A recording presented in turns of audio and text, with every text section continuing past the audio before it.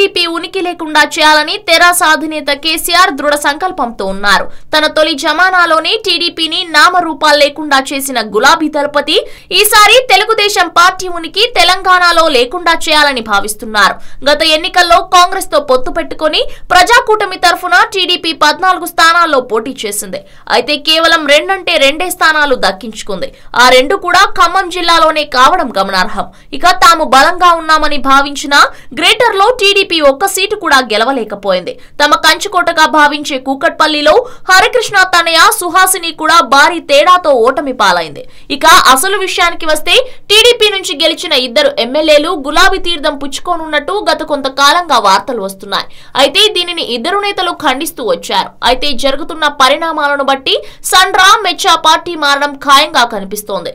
మెచ్చా తాను టీడీపీని వీడే ప్రసక్తే లేదని పలు సందర్భాల్లో స్పష్టం చేయగా తాను ఎలాంటి నిర్ణయం తీసుకోలేదని సండ్రా ఇటీవల వివరణ ఇచ్చారు. అయితే 2 రోజులుగా ఆయన హైదరాబాద్ లో టీఆర్ఎస్ అగ్రనాయకులతో చర్చలు జరుపుతున్నట్లు సమాచారం. ఈ క్రమంలో టీఆర్ఎస్ లో సండ్రా చేరిక దాదాపు ఖరారైనట్లు మళ్లీ జోరుగా ప్రచారం సాగుతోంది. టీఆర్ఎస్ కు చెందిన రాజ్యసభ సభ్యుడు మరో నాయకుడు కూడా ఈ చర్చలో పాల్గొన్నారు. ఇక మెచ్చా కూడా ఇటీవల మాజీ మంత్రి తుమ్మలతో భేటీ అయ్యారు. అయితే తన రాజకీయ గురువును మర్యాద పూర్వకంగా మాత్రమే కలిశానని, పార్టీ మారే ఉద్దేశం మాత్రం లేదని స్పష్టత ఇచ్చారు.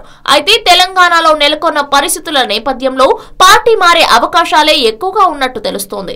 కుదిరితే సండ్రా మెచ్చా ఇద్దరూ లేకుంటే సండ్రా ఒక్కరైనా ఎమ్మెల్యేల పదవి ప్రమాణానికి ముందే పార్టీ మారడం ఖాయమని తెలుస్తోంది.